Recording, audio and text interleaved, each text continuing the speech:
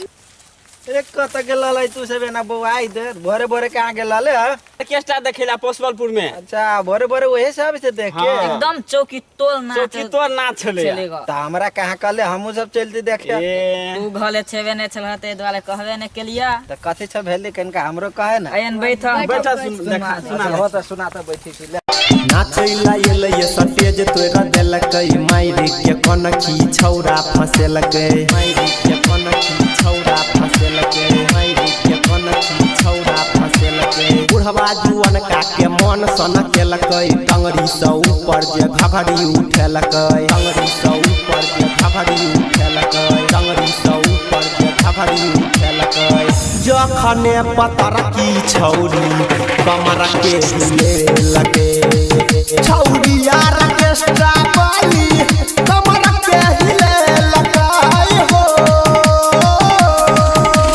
Yadav ji note पन सौआ उड़ेलकै जखन सामान झलकौआ देखेलकै जखन सामान झलकौआ देखेलकै जखन सामान झलकौआ देखेलकै यादव जी नोट पन सौआ उड़ेलकै जखन ड्रेस झलकौआ देखेलकै जखन सामान झलकौआ देखेलकै जखन सामान झलकौआ देखेलकै जखने पतर की छौरी कमर के हिले लगे छौरिया ऑर्केस्ट्रा वाली कमर के हिले लगाई हो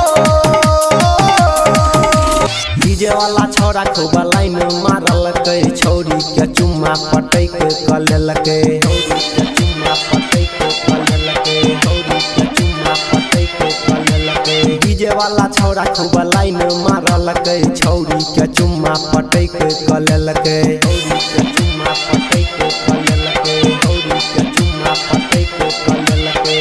जखने पतर की छौरी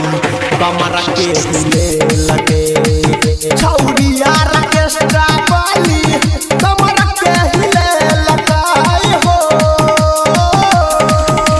राइटर रतीश चॉकलेट खियलकै गायक अनिल के दिल जीतलकै गायक अनिल के दिल जीतलकै गायक अनिल के दिल जीतलकै डीजे कृष्णा के मन ललचलकै रंजीत राजे के उहो फसेलकै रंजीत राजे के उहो फसेलकै रंजीत राजे के उहो फसेलकै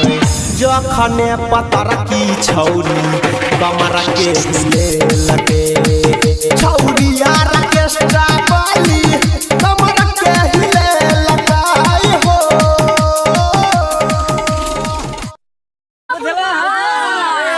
से बात रहलौ